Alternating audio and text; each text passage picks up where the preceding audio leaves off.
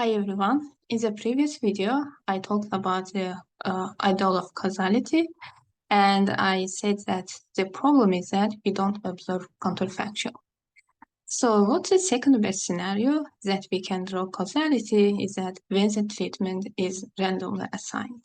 So if the treatment is randomly assigned, then actually the just ordinary OLS regression will give us causal coefficient. Suppose it's our treatment variable, let's say training program, and suppose Y is the outcome, call it student grade. And if this treatment is randomly allocated among people, then just running this simple regression will give us the coefficient which has a causal interpretation. So basically, I tried to describe a situation where school just puts the name of the students and randomly select, and the ones who selected will get a training program. So that's basically random assignment. The school doesn't have any criteria to choose it for the training program. Like in our previous example, school chose the students into the training program based on their background knowledge or based on their motivation, based on their previous performance.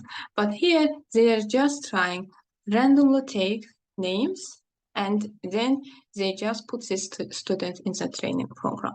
In that case, then the since treatment is randomly assigned, randomly allocated among students, then we won't have any problem in drawing causal inference. And even last time we have just naive comparison between these two groups. And if the treatment is randomly assigned, we can even do this naive comparison.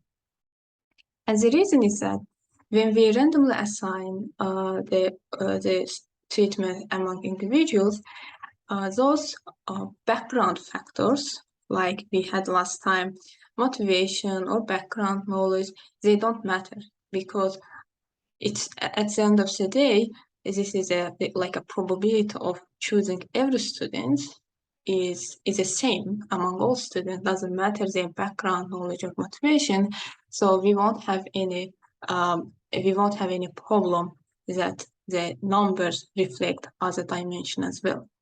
As a second example, it might be case that government is trying to give subsidy for the farmers, and then at the end of the day wants to look at how this affected the production or output. And if the government tries to give these subsidies to the farmers who have low production, then of course, if we run this regression, then we can't interpret beta 1 as a causal as a causal effect. But if the government randomly assigns these subsidies among the farmers, then we can have this causal interpretation.